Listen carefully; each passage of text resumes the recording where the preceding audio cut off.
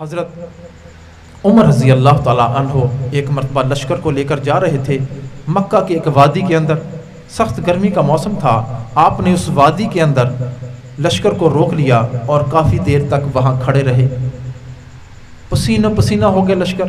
سب پریشان تھے, پتہ نہیں امیر المومنین کو کیا مسئلہ ہے. پوچھا یا امیر المومنین کیا مسئلہ ہے, لوگ پریشان ہیں, آپ نے یہاں بلا وجہ کیوں روک لیا؟ تو فرمانے لگے یہ وہ وادی ہے جس کے اندر زمانہ جاہلیت کے اندر میں اونٹ چرایا کرتا تھا. میرے والد مجھے اونٹ چرانے کے لیے بھیجتے تھے, اور جب میں شام کو اونٹ واپس لے کر جاتا تھا تو اونٹ ویسے ہی بھوکے ہی واپس چلے جاتے تھے. میرا والد خطاب مجھ سے کہتا تھا عمر تو کیا کرے گا, تو بھی کوئی زندگی گزارے گا, تجھے تو اونٹ چرانے نہیں آتے, تمہیں تو اونٹ چرانے نہیں آتے, تو کیا کرے گا؟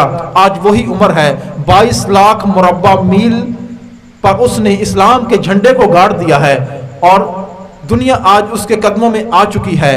اور یہ اعزن اللہ تعالی بہذا الدین, اللہ تعالیٰ نے اس دین کے ذریعے ہمیں عزت دی ہے, اس قرآن کے ذریعے سے اللہ تعالیٰ نے ہمیں عزت دی ہے. تو قرآن کو جو سینے سے لگائے گا یہ قرآن اس کو عزتیں عطا فرمائے گا.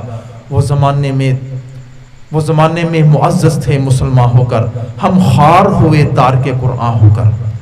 ہم نے اپنی عزتوں کو خود کھو دیا ہے, ہم نے قرآن کو پسے پش ڈال دیا ہے, اس کی تعلیمات کو چھوڑ دیا ہے. آج قرآن کو ہم نے صرف غلافوں کے اندر بند کر کے یا قسمیں اٹھانے کے لیے رکھا ہوا ہے یا تویز لینے دینے کے لیے رکھا ہوا ہے. جتنی بار ہم سارا دن ٹی وی دیکھتے ہیں اور موبائل دیکھتے ہیں اور اخبار بھی نہیں کرتے ہیں, اندازہ کریں, ہر بندہ اپنا اندازہ کر لے, میں بھی کر لوں اور آپ بھی کر لیں کہ ہم کتنا باقی چیزوں کو دیکھتے ہیں اور قرآن کریم کو کتنی مرتبہ کھولتے ہیں. بعض تو میرا خیال ایک مرتبہ بھی دن پہ نہیں کھولتے, کہ ایک مرتبہ تو قرآن کریم کو ہم کھول کے دیکھ لیں کہ اللہ تعالیٰ نے, ہم دیکھتے ہیں جب سوئے ہوئے اٹھتے ہیں, صبح اٹھ کے دیکھتے ہیں کسی ساتھی کا میسج آیا ہے تو میسج کو فوراً پڑھتے ہیں. ہم نے کبھی یہ نہیں سوچا کہ اللہ تعالیٰ کا یہ میسج, یہ پیغام حضور اکرم صلی اللہ علیہ وسلم ہمارے پاس لے کر آئے ہیں, یہ ہمارے پاس کیا پیغام لے کر آیا ہے, ہم نے اس کی تعلیمات پر کیا عمل کرنا ہے. ہم اس کو یکسر چھوڑ چکے ہیں, جس کی وجہ سے ہماری زندگیاں, ہمارے گھر برکتوں سے خالی ہو چکے ہیں, خالی ہو چکے ہیں. وجہ کیا ہے؟ ہمیں قرآن کی قدر و قیمت کیوں نہیں ہے, اس نعمت کی قدر و قیمت کیوں نہیں ہے؟ وجہ یہ ہے کہ یہ نعمت ہمیں بغیر محنت اور جد و جہد کے مل گئی ہے. یہ چھپر پھاڑ کے اللہ تعالیٰ نے یہ ہمیں اپنے گھروں میں دے دی ہے یہ نعمت. اس نعمت کی قدر اس بندے کو آئے گی جس کی اس پر جان لگی ہوگی, اس نے قربانی دی ہوگی, کوئی مال پیسہ دیا ہوگا, جس نے پسینہ خرچ کیا ہوگا.